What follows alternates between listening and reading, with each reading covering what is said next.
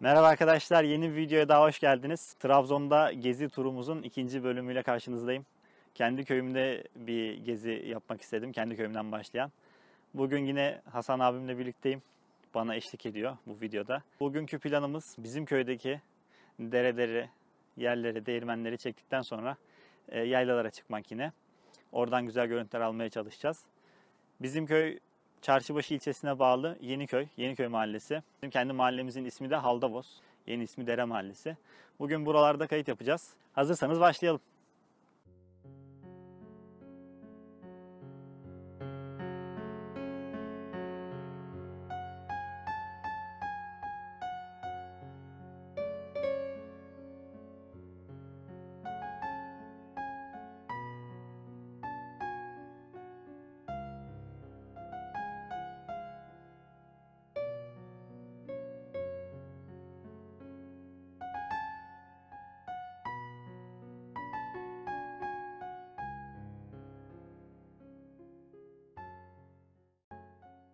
Bizim köyün deresi şelale açısından zengin. Çünkü köyümüz hemen Hıdırnebi Yaylası'nın altında. Yayla da çevresindeki yerlere göre daha yüksek olduğu için yükselti hızlı bir şekilde buradan artıyor. Arazinin meyli hızlı bir şekilde yükseliyor. O yüzden de bu akarsu üzerinde şelale oluşmasına vesile oluyor. Burası hemen bizim kendi dedemin yerinin kenarı. Yani bizim yerimiz burası. Hemen onun kenarındaki dere. Ve bakın burada da muhteşem bir şelale var.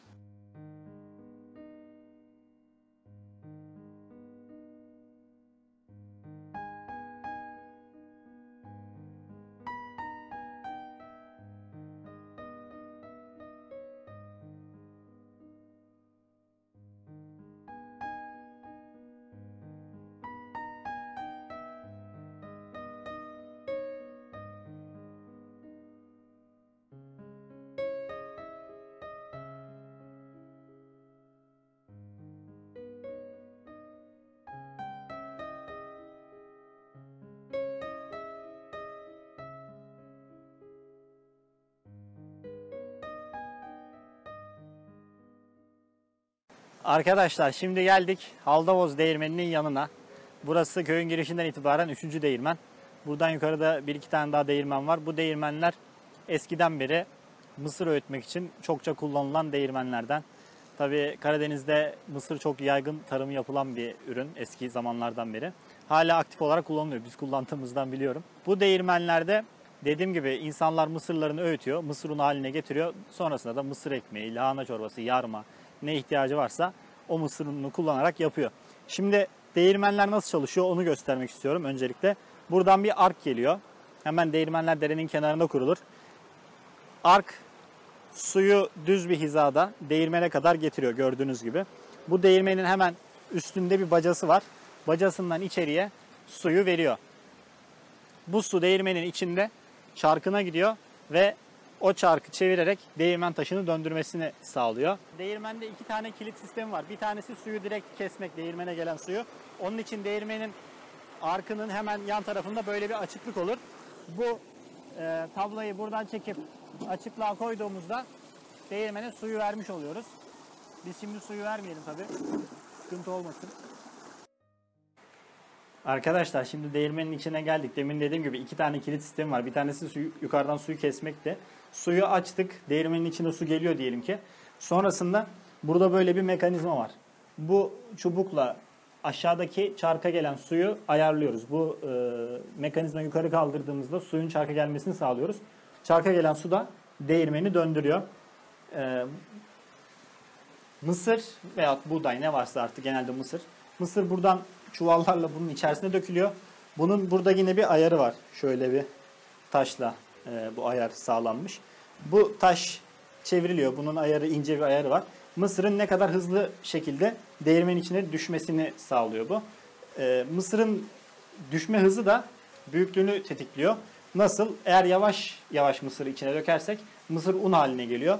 Daha hızlı dökersek bu sefer yarma haline geliyor. Değirmenler önceleri burada çalışan değirmenciler varmış. Benim bildiğim kadarıyla ben onları çok bilmiyorum, görmedim yani kendim. O değirmenciler burada işte gelen kişilerin unlarını öğütüyorlarmış. Burada bir ateş yakma yeri var. Kışın soğuk olduğu zamanlarda üşümemek için burada bir ateş yakılıyor. Dumanı dışarı çıkıyor. Öğütülen mısır da bu değirmenin altından, şu alandan bu şeyin içerisine, kasanın içerisine dökülüyor. Burada bir süpürgesi var. Süpürgesiyle un toplanıp buradan alınıyor.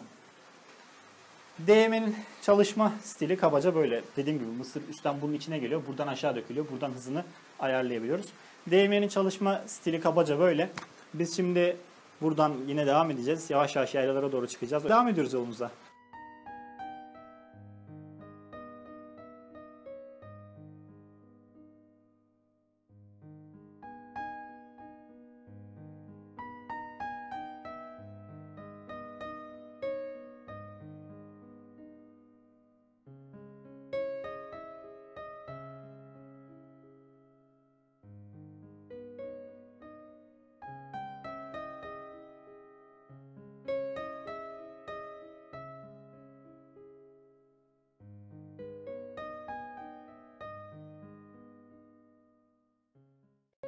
Arkadaşlar köydeki turumuzu bitirdik. Şimdi yaylaya geldik.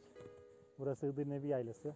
Aslında nihai hedefimiz Hıdırnebi Yaylası olmasına rağmen biz biraz farklı bir yoldan geldik. Önce bizim köyden Kaldırım Yaylası'na çıktık. Kaldırım Yaylası'ndan, yaylalardan doğru buraya geldik ama burada ufak bir düşüncesizliğimiz oldu. Şimdi kış olduğu için Ocak ayındayız. Yollarda kar var. Tabii bütün yollarda taranmış olmuyor.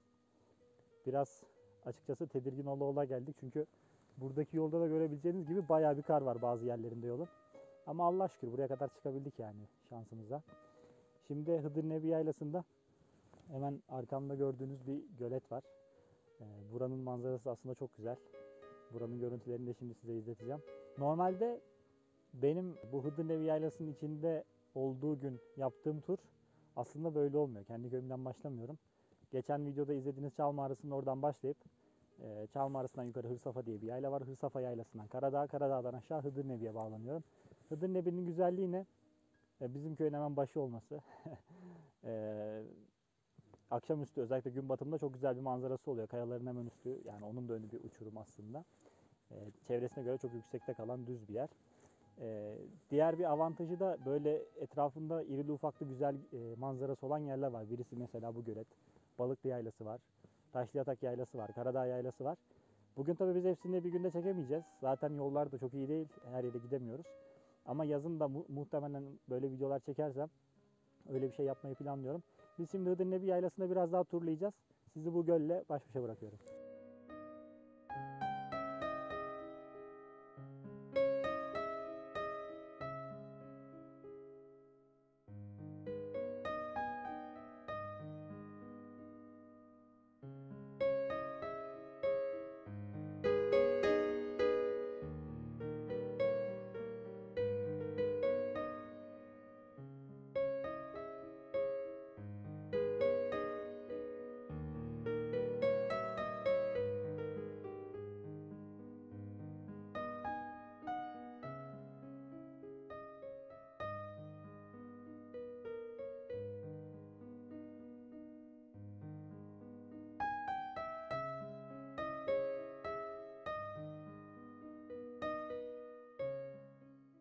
Arkadaşlar biz gölün kenarındayız hala.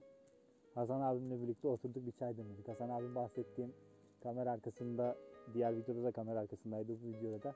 Şimdi biraz da kameranın önüne geçelim dedik. Oturduk, çayımızı demledik.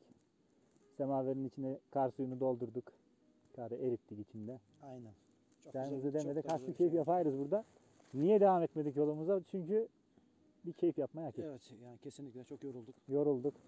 Stresten de birazcık yorulduk. Stresten de şimdi kar yollarda kar olduğu için buraya gelene kadar biraz zorlandık ama şunu da fark ettik, burada yolda karda durduk.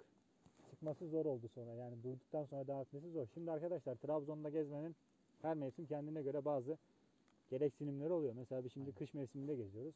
Ona göre gezdiğimiz aracın kış şartlarına uyumlu olması lazım. Benim arabamda mesela kar lastiği yok, o biraz sıkıntıydı. Tereddütle geldik buraya. Ama atıyorum baharda veya yazın gezdiğin zaman da her ihtimale karşı yağmurlu, Gerçi kalın kıyafetlerin yanında olacak. bugün kar lastiğimiz olsa da gene sıkıntı yaşayabilirdik yani. Hani ufak bir hatada yine neticede yerde sürtünme olmadığı için Evet. gene kayıyor yani. Yani bizim şu anda bugünkü avantajımız hiç durmamamız oldu yolda. Yolda bir yerde dursak bir daha Daha doğrusu Enes'i durduramıyoruz. Sürekli bölgeden bölgeye gidiyor. Bugün biraz değişik oldu. Gerçekten tersten geldik yani kaldırımdan geldik. Kıdırnevi'den çıksak çok daha rahat gelecektik. Bu arada arkamızdaki göl de donmuş bir vaziyette. Demin testini yaptık. Daha Şimdi, doğrusu yapamadık. Çünkü biraz korktuk. şimdi havalar soğuk olduğu için göl gerçekten donmuş ve adam taşıyacak kadar da sert. Yani Üstüne- şeyde de görürsünüz, drone görüntülerinde de görürsünüz. Zaten gölün üzeri komple donmuş zaten. İşte üstüne çıktık biraz Evet Tepindik. birazcık ilerledik ama yani ama yüreğimiz daha fazla yani yemedi. tabii Daha ileri ne gitmeye. olur ne olmaz diye gene cesaret edemedik. Olsun Şimdi keyfimizi yaptık. aynen. Şimdi Güzel çayımız oldu. orada kaynıyor. Biz burada çayımızı içiyoruz. Hasan abim burada. Hasan abi sen biraz kendini anlat. Hasan abiyle bir insan öyküleri bölümü çekeceğim bu arada arkadaşlar ama öncesinde de Hasan Ha, bu abi. geziye ait olsun. Ha, bu geziye ait. Geziye ait olsun. Ben Hasan Ali Kamilioğlu. 83 doğumluyum. Vakıf Gebirliyim. Trabzon'da yaşıyorum. Elektronik mühendisiyim ben de. Enes gibi. Meslektaşız. Hasan abi çok güzel videolar çekiyor arkadaşlar. Kanalını yine kartlara koyuyorum bakarsınız. Ben drone kullanmayı seviyorum. Daha doğrusu resim çekmeyi. Drone kullanmayı. Ne bileyim kamera, video çekmeyi daha doğrusu. Öyle diyeyim özetle. Seviyorum böyle şeyleri. Hem de daha doğrusu doğayı da çok seviyorum. Doğa ile alakalı hayvanlar olsun, doğa manzaraları olsun. Seviyorum. Hem drone'la hem yerden hem havadan hem fotoğraf makinesiyle. Seviyorum. Ondan keyif alıyoruz. Zaten biliyorsunuz hayatımız sıkıcı bir hayatımız var. Evet. Hiçbir hobimiz yok. Ben de bundan keyif alıyorum. Öyle bir kanalımız da var işte YouTube kanalımız. Enes sağ olsun YouTube kanalından tanıştık yani. YouTube vasıtasıyla tanıştık. Güzel oldu. Çok kaliteli bir kardeşimiz. Şimdi ben YouTube'da gezerken bir kanal gördüm. Böyle inanılmaz güzel drone çekimleri var. Çok kaliteli. Ama böyle hani hak ettiği ilgiyi görmemişti. Sonra Hasan abiye Ya yazdım. Enes biraz abartıyor tabii o kadar da değil de yani Yok. Bir izleyen görür abi. Ben ya diyorum. şöyle yani neticede insanları eğlendiren videolar daha çok izleniyor. Yani Yani. tabii ki de bir şey Ama senin orada ağaçların yaptığın- üzerinden uçan bir drone'u da yani Senin orada yaptığın bir sanat yani. O ayrı bir şey. ya o ayrı bir şey yani ama onu ya çok izlenecek bir şey değil. Onu anlayabiliyorum yani. Ya, Orada bir sistemim yok. O yani biraz yayılsa o izlenir gene.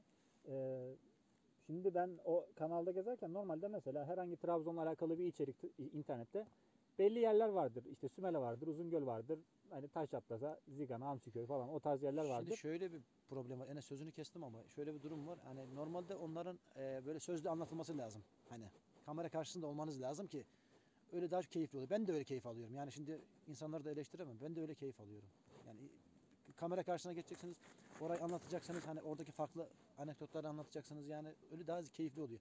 Ben sadece çektiklerimi montajlayıp koyuyorum. Yani evveleme keyif yapıyorum yani. Yok, Ha. çok fazla bir değerli şeyim yok. Yani Amacım yok. senin yaptığın da zaten gayet güzel bir şey. Şimdi biz Hasan abi sağ olsun bana eşlik ediyor. Video çekiyoruz birlikte. Video çektiriyor daha doğrusu. Çekmek istemiyorum. Zorla video çektiriyorlar. Adamı zorla çıkardım buraya bir de karda Kanaldan abonelerinizi iptal ederseniz memnun olurum. bir de adam karda bir yerden aşağı atacağız onu da burada. Vallahi. Şimdi Hasan abinin dedim ya çok farklı yerlere gitmiş yani. Ben normalde Trabzon'da kendimi çok yer biliyor diye görüyorum. Çünkü neden? Buraya arkadaşlarım geliyor. Onları gezdiriyorum. İşte Sümele ve Uzungöl gezimizin %1'i 2'si falan oluyor. Onun dışında güzel yerleri geziyoruz. Benim gezdiğim yerlerde hep kayıtları var, çekimleri var. Üzerine bir de benim gitmediğim yerlerde de bir sürü çektiği yerler vardı Hasan abinin. Mesela Tonya'ya gittiğimizde ben Tonya'ya daha önce hiç gitmemiştim. Hasan abi biliyordu Barak Gölü'nü işte o Canik Şelalesi'ni. Oralara götürdü beni. O açıdan ben çok takdir ediyorum kendisini yani bir üstad. Trabzon odaklı çalıştığımız için hani Trabzon'da gidiyoruz. İşimiz gücümüz burada. Yani çok da sağa sola gidemiyorum.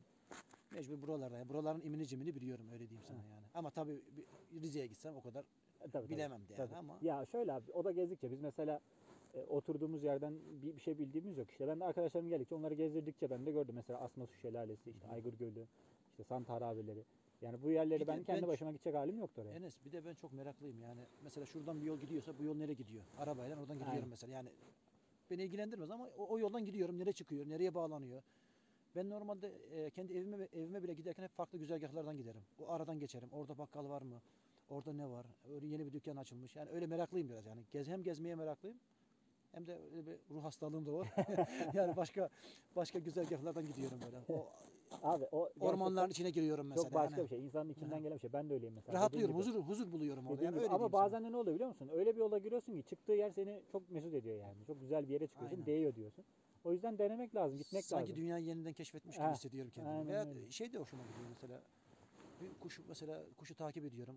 Dala konuyor. Onun fotoğrafını bekliyorum bir Daha demin saat onu daha burada bir çekmek tane için. atmaca uçağıydı bu kafamıza aşağı burada bir yerde. Bir kanat Aynen. sesi çıkartıyor böyle helikopter gibi. Helikopter gibi aynı. Yani seviyorum o anları da Evet. seviyorum. Ya Hayvanların biz hayatını da Karadeniz seviyorum. insanı doğayı sever. Doğayla iç içe büyüdük zaten hepimiz.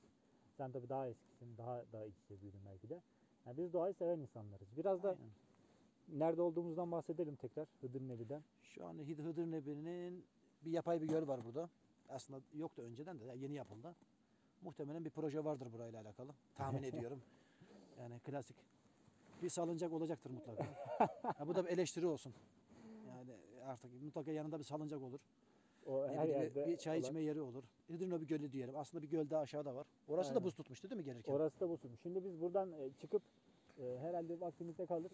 O Hıdırnebi Kayası var. Hıdırnebi Kayası'ndan aşağı manzaraya bakacağız. Orada bir çekim yaparız. O göletin oradan mı geçeriz? Orada bir çekim Evet, o yaparız. iki kayanın arasından drone'la İki geçmeyi kayanın arasından planlıyorum. inşallah. İnşallah. Başımıza bir iş Yaşarsak gelmeyecekse. bu Şahin arabası bizi oraya kadar götürürse Bizim yani biraz çektiğimiz videolar da şey yani girilecek girilmeyecek yerlere giriyoruz Hasan abiyle birlikte. yani daha Derenin- detaylı olabilir ama Ha, yaza derenin bırakıyoruz o işi. kenarında, taşların üstünde, kayaların üstünde, uçurumun kenarında. Evet, bugün suya geçti ayağım. Şu an ayağım ıslak. Yani şu an donmak üzereyim. -5 derece. Şimdi Hıdırnebi Yaylası 1200-1300 metre yükseklikte bir yayla. Yanlış bilmiyorsam. Buradan yukarı Karadağ Yaylası var. Orası da 1900 metre. Burası çevresindeki köylere göre yüksek kalan bir plato diyeyim. Burada yaylalar kuruluyor. Bir sürü yayla var. Köylerin kendi yaylaları var. Hıdırnebi var. Balıklı Yaylası var. Sicirna var, Karadağ var, Karadağ Hırsafa var, var arkaya Nepsilos. doğru, Nepsilos. Karadağ en yüksektir yani. Buradan daha yüksektedir Karadağ. Karadağ aynen. Şimdi Karadağ'ın konumu tam Trabzon'un 5 ilçesini tepeden gören bir yer. Düzköy, Tonya, Aynen. Çarşıbaşı, Vafkebir, Akçaabat. Hatta Beşikdüzü'nü bile görüyor neredeyse yani uzaktan. O öyle kesişim noktası. Dediğimiz gibi onun en yüksek yeri bu civarın. Biz önceki videoda Düzköy'den girip Karadağ'ın yani bu yükseltinin arkasından dolanıp Tonya'ya indik. Aslında iki tarafı vadiyle kesilmiş demek bu. Hıdırnebi çarşıya da yakın yani aşağı yukarı 45 dakikada. Turistik bir yer yani aslında yakın. Turistler de çok tercih ediyor buraya. Yani hemen güzergahlarını alıyorlar onu. Turist Geçen bir güzergahlarını. yaz geldik buraya abi. Şu şey var ya Moğol Obası şeylerin olduğu caminin olduğu yer. Orada çarşı kurmuşlar adamlar resmen. Araplar o kadar çok- fazla ki. Sanki böyle şey uzun sokakta yürüyorsun gibi. Çok büyük bir popülasyon var burada. Arap popülasyonu. Evet. Ha, tabii şimdi pandemi nedeniyle biraz daha Şu an daha rahat. Hele şimdi bir de kış arkadaşlar. Biz öyle bir delilik yaptık çıktık buraya ama herkes de çıkmaz. Yani gelecek olan da gene kışın gelecek olan ona göre önlemini alıp gelsin. Kışın burası ayrı güzel. Baharda ayrı güzel. Tabii Sonbaharda, yazın ayrı güzel. Dediğimiz gibi yolları açık. Yakın olduğu için de Trabzon'a buraya kadar yol asfalt. Yani burası yaz kış gelinip görülebilecek bir yer. aslında son bir haftadır havalar iyi gittiği için yollar biraz daha açıldı. Yani normal kar yağdığı zaman yani öyle rastgele gelemezsiniz Tabii yani. tabii. Yani buraya zaten mutlaka gelecek araba kar lastiği olması lazım. Bize bakmayın. Olsa bile gelemeyebilir yani. Olsa bile yeni aynen. yağdığı zamandan Ya bahsediyorum. yeni yağdığı zaman çıkılmaz. Yani arazi aracı olur. Öyle bir şey. Çünkü yani yollarda tehlikeli. Şimdi normal düz bir yolda arabayı karda kaydırsan bir yerde durursun. Enes, ben şöyle yapıyorum mesela. Biliyorum çıkamayacağımı, muhtemelen çıkamayacağımı biliyorum. Çıkabildiğim yere gidiyorum mesela olduğum yere kadar. Arabaya çekiyorum. Sırt çantamı alıyorum. Ya yiyeceğim falan varsa kameram, drone'um falan. Oraya kadar yürüyorum mesela. Hem Aynen. de keyifli oluyor. Hem yürümek de Aynen. keyifli oluyor. Ben de severim de yürümeyi. Hani aslında biraz da arabam kalsın da istiyorum yani. Aynen, Çıkamasın aynen, hani aynen. çünkü Ya yürüyeceğimi böyle biliyorum. işte gezerken kafanın dengi insanlar olacak veya yalnız olacaksın. Kafana göre gezeceksin. O Hani öyle ya önemli bir de o çok önemli. Kafa dengi eleman çok önemli. Şimdi biz ben demin videoda da bahsettim. Normalde ben bu tura geldiğim zaman Çam Mağarası'ndan giriyordum. Hırsafa, Karadağ, Balıklı Yaylası, Taşlıyatak veyahut da Hıdırnebi, Hıdırnebi'den aşağı devam Trabzon'a. Bu bir güne zor sığıyor. Yaz gününe de yani. Aynen. Akşam 8'de hava karardığında bile zor sığıyor. Biz o yüzden bu videolarımıza bu kadar acele etmiyoruz. Hem güzel görüntüler çekelim hem her yeri gösterelim Aynen. diye. Mesela Düzköy videosunda 2 yer vardı gösterdiğimiz. Bugün yine 2-3 yer var. Hani böyle sade bir şeyle yavaş yavaş Trabzon'u göstermeye çalışacağız size. İnşallah yaşarsak. Yaşarsak başımıza bir iş gelmezse başımıza bir iş gelirse de videodan izlerler. İnşallah başka diğer videolarda da Uzungöl, diğer Trabzon'un diğer yerlerine gitmeye çalışırız inşallah. Aynen. Nasip Şimdi olursa. biz daha kış turizmi yapıyoruz. Biraz daha yaza doğru daha tabii daha güzel yerler, daha farklı. Bir de ortak boş zamanlarımızda denk gelmesi lazım ki Evet. hani o aslında plana pandemi uymuyor mesela. bu yönden biraz bize yaradı. Yani pandemide ben de hani değişmeli çalıştığımız için Aynen. Ben zaten hiç çalışmıyorum. yani ben gene boşluk vakit bulabiliyorum. Ya gene bulabilirim boşluk vakit de ben kaçarım Ya şey yani. olmasa, hafta sonları yasak olmasa her türlü de işte hafta sonları yasak. Aynen. Neyse arkadaşlar, böyle dediğim gibi biz bir an ineceğiz kayanın üstüne. Biraz daha burada çayımızı içip keyfimizi yapalım. Değil mi Hasan abi? Evet, aynen öyle. Çünkü daha çok çay var içecek. Aynen, daha Akşama kadar ancak içeriz hepsini. inşallah kaymadan da gideriz. Haydi İnşallah, arkadaşlar. inşallah. Kayanın üstünde görüşürüz.